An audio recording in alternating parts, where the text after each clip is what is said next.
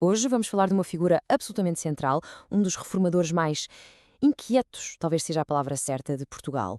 Um homem que, imaginem, trocou uma carreira que parecia certa na Marinha por uma autêntica batalha de ideias que acabou por moldar o século XX português. Falamos, claro, de António Sérgio. Esta citação diz tudo, não é? Põe logo as cartas na mesa sobre a dimensão da influência dele. Reparem, não estamos a falar de uma figura qualquer, de um ator secundário. Não, não. Estamos a falar de alguém que foi, literalmente, o epicentro do debate intelectual de uma era inteira. E a pergunta que se impõe é: como é que um homem que parecia destinado ao mar acaba por se tornar o grande farol do pensamento de uma nação? Pois bem, para percebermos António Sérgio, temos de começar por aqui, por esta tensão, este conflito quase de novela. De um lado, o peso esmagador da tradição familiar. Do outro, a força, irresistível de uma vocação pessoal. E o contraste que vemos aqui é brutal, é mesmo impressionante. Pensem nisto. De um lado, o legado de gerações inteiras no mar. Um futuro como vice-almirante estava-lhe praticamente garantido. Mas do outro lado tínhamos uma mente a fervilhar, completamente cativada pela filosofia, pelos sonetos de Antero de Quental e, acima de tudo, com uma convicção, a de que a verdadeira batalha por Portugal não ia ser travada nos oceanos, ia ser travada nas mentes dos portugueses. Era este o grande dilema que definia o jovem António Sérgio. Claro que, como em todas as grandes histórias, há sempre um momento decisivo, um ponto de viragem. E o percurso do Sérgio teve um desses momentos, uma decisão que mudou absolutamente tudo e o lançou no caminho que o iria definir para sempre. Ora, esta cronologia que temos aqui é absolutamente crucial para perceber o que aconteceu. Em 1910, Portugal vira uma página da sua história, fim da monarquia, proclamação da República. Para a maioria foi um evento político, mas para Sérgio foi muito mais do que isso. Foi o gatilho, o catalisador para uma escolha pessoal radical. Aquela carreira na Marinha que parecia um destino selado, tem um fim, abrupto. E atenção, o ponto fulcral é este. A demissão dele não foi por oportunismo, nada disso. Foi um ato de pura coerência. Sendo monárquico, ele sentiu que, em boa consciência, não podia servir o novo regime republicano.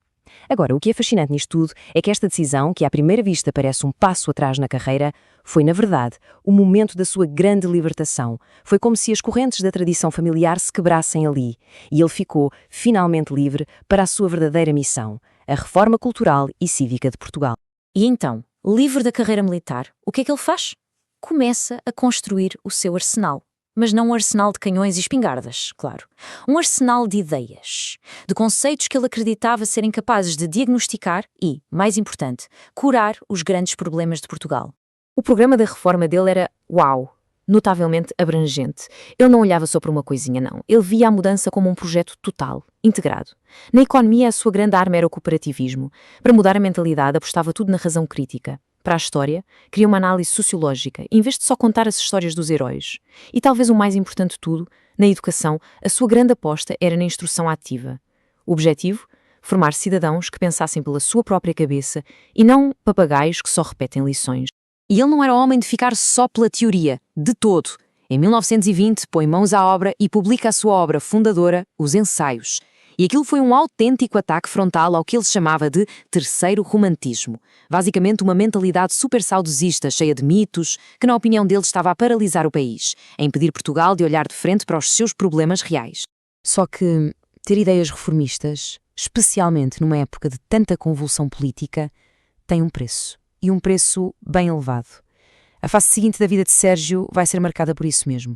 Pelo confronto direto com o poder, pela luta e por um enorme sacrifício pessoal.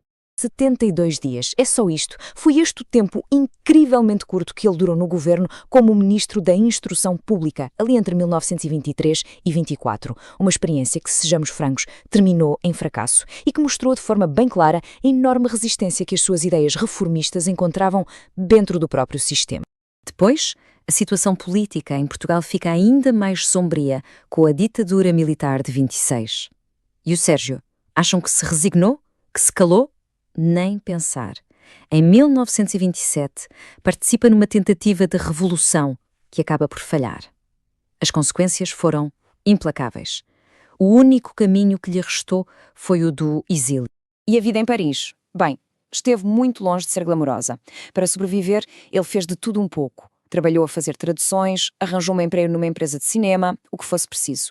Mas o mais incrível é que, mesmo no meio das maiores dificuldades, a sua causa nunca foi abandonada. Mesmo à distância, ele continuou a sua incansável atividade política e intelectual. E apesar de tudo, dos reveses políticos, do exílio, das dificuldades, as ideias de António Sérgio mostraram ter uma força, uma resiliência notável. O seu legado, no fim de contas, provou ser muito mais duradouro do que os regimes que ele combateu. Sérgio era, acima de tudo, um polemista, um lutador de ideias incansável. E esta tabela resume bem as suas grandes batalhas intelectuais. Ele foi contra o saudosismo, aquele movimento de nostalgia pelo passado, que para ele era só uma fuga à realidade.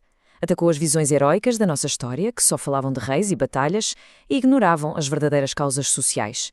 E, acima de tudo, a sua grande bandeira foi sempre a defesa da razão crítica, do pensamento racional, contra qualquer forma de misticismo ou irracionalidade. O culminar de todo este trabalho são, sem dúvida, os seus ensaios. Pensem nisto, foram publicados ao longo de quase 40 anos. Hoje são vistos como um verdadeiro monumento da cultura portuguesa. E não é exagero, são muitas vezes comparados à tradição do grande ensaísta francês Montaigne, o que diz muito sobre a sua profundidade e o seu estilo. E aqui temos, preto no branco e de uma forma brutalmente honesta, o diagnóstico dele para os males de Portugal. Para o Sérgio, as causas da nossa decadência eram estruturais, bem profundas. Primeiro, o nosso isolamento da Europa. Segundo, o domínio de uma elite guerreira, uma aristocracia militar que desprezava o trabalho produtivo. E terceiro, um modelo de expansão colonial que ele via como sendo, na sua essência, corrupto. E a luta política, essa nunca parou. Até ao fim da vida, António Sérgio foi um opositor implacável, é a palavra certa, do Estado Novo. A prova viva disso foi o seu apoio público ao general Humberto Delgado em 1958, que foi um dos maiores, se não o maior, desafio que o regime de Salazar alguma vez enfrentou. E tudo isto nos traz aqui à questão final. Num mundo como o nosso, cheio de mudanças rápidas e de crenças tão entrincheiradas, tão fixas, será que a missão reformadora de António Sérgio é apenas uma coisa do passado? Uma relíquia para os livros de história? Ou será que o seu apelo, este apelo constante à reflexão crítica, à reforma cívica, será que não é hoje talvez mais relevante e mais urgente do que nunca? Fica a pergunta no ar.